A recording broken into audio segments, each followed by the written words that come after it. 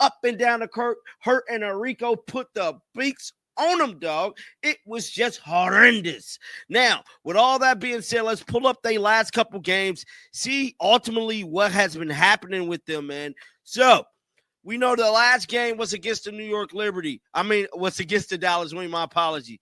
They lost to the Wings, and they lost to the Sky. And I'm here to tell you they damn near lost to the Mercury as well. Now, this was the game last night. Jonquel Jones. The New York Liberty, despite being the current WNBA champions, are experiencing significant struggles that have raised concerns about their performance and team chemistry. Recent defeats have exposed weaknesses that seem inconsistent with their championship status, particularly following devastating losses that have shaken the organization. Following their defeat against the Dallas Wings, reports emerged of mandatory team discussions that took place immediately after the game. This loss was particularly damaging, as Paige Beckers and her teammates dominated the Liberty throughout the contest, creating an overwhelming performance that left the defending champions looking vulnerable and unprepared. Examining their recent performances reveals a troubling pattern. What's the game last night? Jonquel Jones, obviously she's coming back from injury. She had 7 rebounds, 18 points, nearly a double-double. She cool. Then Phoebus had 9 points, 4 rebounds. Is bad. Isabella Harrison, 10 points, 4 rebounds. Not too good. Sabrina Ionescu, 17 points, 5 assists, 4 rebounds. She's just solid for her. Natasha Cloud, I don't know where the hell she's been. She 4-8-3. Well, she had 8 assists. That's kind of good. You know what I'm saying? She's there. And it's pretty much. The Liberty's latest contest against Dallas resulted in another disappointing outcome, while their previous matchup against Phoenix nearly ended in defeat as well. During the most recent game, Jonquel Jones, returning from injury, contributed 18 points and 7 rebounds, approaching double-digit figures in both categories. However, other key players struggled significantly. Breanna Stewart managed only 9 points with 4 rebounds, falling well below expectations. Isabella Harrison provided 10 points and 4 rebounds, which proved insufficient for the team's needs. That's kind of good. You know what I'm saying? She's there. And that's pretty much it, man. Jalen Sherrod ain't been playing. Stephanie Talbot had 10 points and 6 rebounds. It just has not been just a good outing for them. I mean, they gave up nearly 100 points in that game. Now, the game before this one, like I stated, it was going up against the Sparks. Now, this was the Sparks game, 99-101. That was a close loss, but hell, they lost. So a loss is a loss. Jonquel Jones, 14.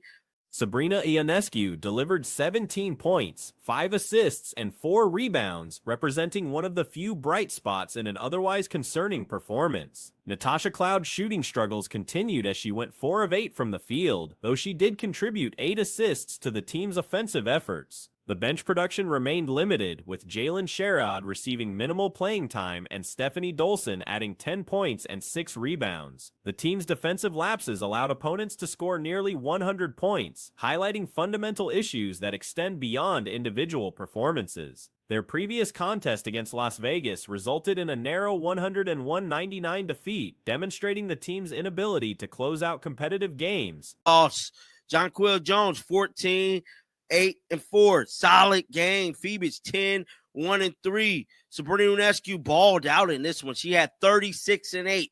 Damn near a double-double. Natasha Cloud, 22, 9 and 3.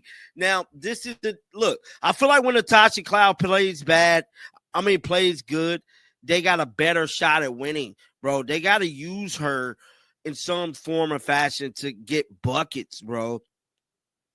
But overall, Jonquel Jones recorded 14 points, 8 rebounds, and 4 assists in that matchup. Stewart contributed 10 points, 1 rebound, and 3 assists, while Ionescu was absent from that particular game. Ionescu's absence was felt as she had been averaging 36 points and 8 rebounds, numbers that would have significantly impacted the outcome. Cloud's performance in the Vegas game showed improvement with 22 points, 9 assists, and 3 rebounds, suggesting that her enhanced play correlates with better team results. Maureen Johannes added 9 points, 1 assist, and 2 rebounds, though her contribution remained modest. But overall, let's see here. 9, 1, and 2 from Marina Johannes. Just this one right here was a tough loss. But let's get right down to business, and that is this post right here that was released late last night by none other than Yahoo Sports. Now, Yahoo Sports got word that they had to have an emergency meeting, bruh. It stated the New York Liberty held a full on-team meeting. Yahoo Sports reported that the Liberty conducted an extensive team meeting following their consecutive losses. The organization remained in their locker room for approximately 40 minutes before facing media obligations, indicating serious internal discussions were taking place. Coach Sandy Brondello confirmed to reporters that comprehensive team meetings occurred after the 92-82 loss to Dallas, marking their second consecutive defeat. Ionescu addressed the media regarding the post-game team meeting, emphasizing the urgency required for improved play. She noted that external sympathy would not solve their problems and stressed the need for greater purpose in their approach. It stated the New York Liberty held a full on-team meeting after their second loss in a row. Monday night, Coach Sandy Brondello told reporters the Liberty were in the locker room for 40 minutes before meeting the media. So basically, they was late coming out. Because of this. And you know what this is? Locker room issues. One fan stated their defense is a huge issue. Even the best have off days. Well, it's safe to say the team identified specific defensive breakdowns, particularly in pick-and-roll situations where Dallas brought Jonquel Jones into screening actions without adequate rim protection, typically provided by Stewart. Brondello discussed necessary adjustments following the first half, during which Dallas exploited post-up opportunities and faced minimal resistance from the Liberty's defense. The concerning nature of these issues becomes magnified considering the Liberty's championship pedigree and expectations as one of the league's premier franchises. During media availability, reporters questioned the extended locker room stay and the messages conveyed during team discussions. The coaching staff and players acknowledged ongoing struggles that had persisted across multiple games, with poor starts becoming a recurring theme. Even the best have off days. Well, it's safe to say they won't be repeating as WNBA champions. Real champions hold themselves accountable in the moments. Respect to Sandy. Sandy definitely now. I haven't heard any of this press conference or what she said, but Jackie Powell, a reporter coming out of New York, I believe, she had some things posted last night from the press conference, and we might check out some of it today. But this is a very disturbing issue that is happening with them. Yeah, man, New York Liberty is just Team meetings were implemented to address these systemic issues directly. Questions arose regarding responsibility for slow starts, particularly whether accountability lay with players' effort levels or coaching strategies. Team leaders consistently accepted responsibility for on-court execution, emphasizing their role as players who must perform regardless of external circumstances. The team recognized their passive approach, waiting to react to opponents rather than maintaining aggressive, proactive play. Defensive lapses allowed opponents to score over 30 points in opening quarters across consecutive games, with 36 points surrendered in the most recent contest. Yeah, man, New York Liberty is just trouble in paradise, man, and they just got Emma Messiman. This could be a big reason why they got Emma, bro, because they know something is off with their team. There's something off, and they just don't have enough. It's just not enough to get it cracking. The New York Liberty took around 40 minutes to come out of the locker room for their post-game press conference. Head coach Sandy Brondello confirmed to reporters that they had a full on-team meeting after the team's loss 92-80. Film study revealed effort-based deficiencies rather than scheme-related problems, indicating motivational and preparation concerns. The team acknowledged failing to compete at championship levels from game onset, despite demonstrating capability during second-half adjustments. Complacency emerged as a significant concern, particularly given opponents' scheduling disadvantages such as back-to-back games that should have favored the Liberty. The team recognized the need for deeper commitment and increased pride in defensive execution, regardless of injured player absences that affect every organization equally. Players emphasized preventing offensive struggles from affecting defensive intensity, a common issue plaguing teams during difficult stretches. League-wide issue because the referees want to ref a game a certain way, and that certain way ruins the damn game. Like the referees, and I'm not talking about the referees as an individual. I'm not talking about any one individual person. I'm talking about the refereeing as a whole. Has absolutely ruined. Has absolutely ruined what is the WNBA's product. So I don't mind players losing it at refs, even in this scenario when you can probably argue the refs make a right call, because I don't like these calls in the WNBA. So this is it. It is a one. This is The 30-point deficit represented the largest hole the Liberty had faced during the current season, despite their reputation for dramatic comeback victories in previous contests. When asked to characterize the first 25 minutes of their recent performance, players used terms including embarrassing and frustrating, acknowledging the unacceptable nature of their showing. Body language and public statements reflected a team grappling with identity issues that extend beyond typical mid-season adjustments. The Liberty's recent acquisition of additional personnel suggests organizational awareness of existing problems requiring external solutions. Management decisions indicate recognition that current roster construction may be insufficient for sustained championship-level performance, prompting moves to address perceived deficiencies. This is it. It is a one. This is a 3 minutes ago in the third quarter. 4-point game. Really important. And by the way, the Liberty were, as you can see, 14-3 run. So the Liberty were down 12 points with 8 minutes to go in the quarter. Like, it was a, so not 12 points, they were down 15 points, and they were on a big run. They're on a big run, and this is what halted the run. In a game they lost in the end. Sabrina Ionescu, John Quill gets called for moving screen. And by the way, this is a moving screen. These developments represent significant challenges for a defending champion organization that should be setting league standards rather than struggling with fundamental execution and team chemistry issues. The combination of poor defensive starts, offensive inconsistency, and apparent locker room tensions creates a complex situation requiring immediate attention to preserve championship aspirations. Current circumstances suggest teams throughout the league view the Liberty as vulnerable, creating increased pressure and expectations that the defending champions appear unprepared to handle. The organization faces critical decisions regarding personnel, strategy, and leadership approaches necessary to restore championship-caliber performance before season conclusion. The officiating standards in women's professional basketball have reached concerning levels. Sabrina Ionescu, John Quill gets called for moving screen. And by the way, this is a moving screen. This is the right call.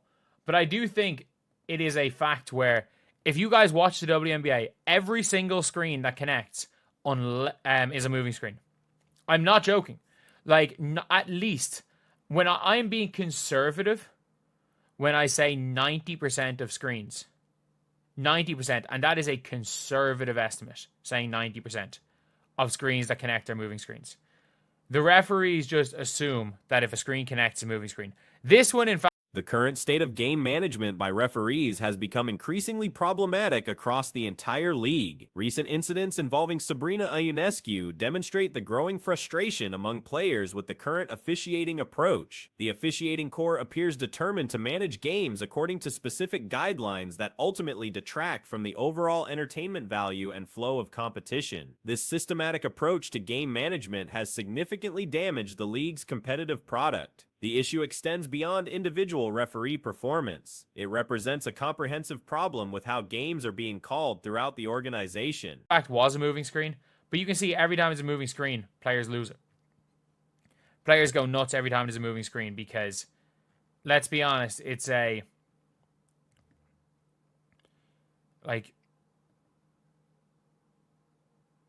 moving screen. Like, that's 50-50. And by the way, I don't mind if the refs allow these type of screens because she's gone under the screen anyway.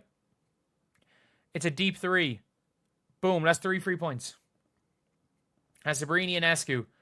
When examining player reactions to officiating decisions, even controversial calls that may technically be correct still warrant scrutiny due to the broader context of how games are being managed. The underlying problem involves inconsistent application of rules that disrupts game rhythm and momentum. During a recent contest with 3 minutes remaining in the third period, the score differential stood at just 4 points. The Liberty had mounted an impressive 14-3 scoring run after falling behind by 15 points, creating significant momentum in what would ultimately become a loss for them. Ionescu received an offensive foul call for an illegal screen during this crucial stretch. And Sabrina Ionescu, during this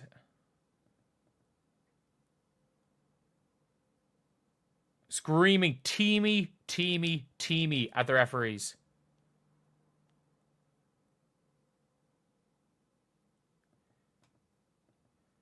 Demanding to be teed by the refs. Like, I don't hate this, by the way. I don't mind players out there getting texts. I don't. While the violation did occur and represented accurate officiating, the broader context reveals a troubling pattern. Observation of league games suggests that approximately 90% of all screening actions that create contact result in moving screen violations being assessed. Officials seem to operate under the assumption that any screen resulting in defensive disruption must involve illegal movement. This particular screen violation technically warranted the call, yet players consistently express frustration with these decisions because they recognize the arbitrary nature of enforcement. I don't. I legitimately don't hate when players are getting teased. As long the referees, by the way, the referee should have called this a tee. This was 100% deserving tee. I don't mind as long as the players should be allowed to lose to the refs as long as the refs tee them up and keep it under control. That's why I don't mind technical fouls.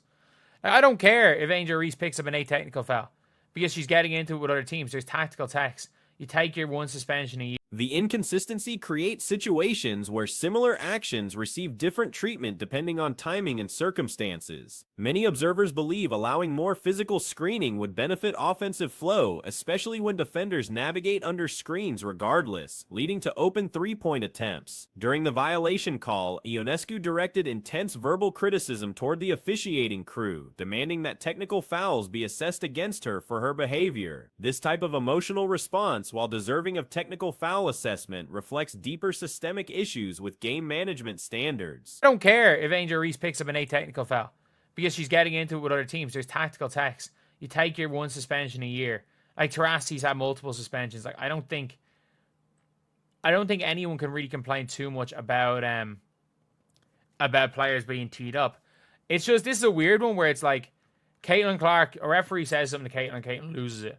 And all of a sudden, Caitlin Clark, there's think piece about how Caitlin Clark is like, is a white teenage boy and acts like a white teenage boy and stuff. And it's like, first of all, this is sports.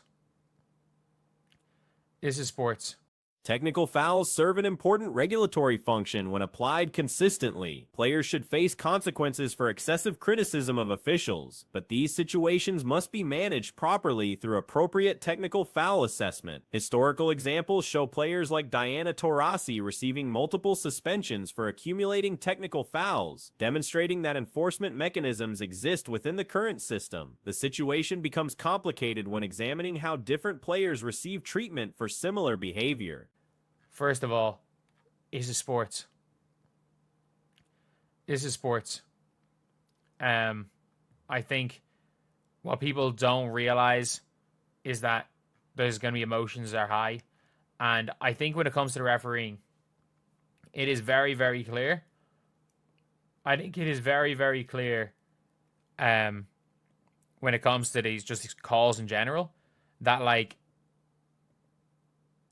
that is so, like, the fact is that this is probably on screen, but it's so soft. In the middle of a game, I'm like...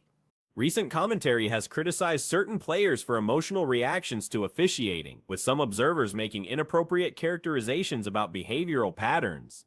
These critiques fail to recognize that competitive emotions represent normal aspects of professional athletics. Emotional intensity naturally accompanies high-stakes competition. When examining officiating decisions within game contexts, the frustration becomes understandable.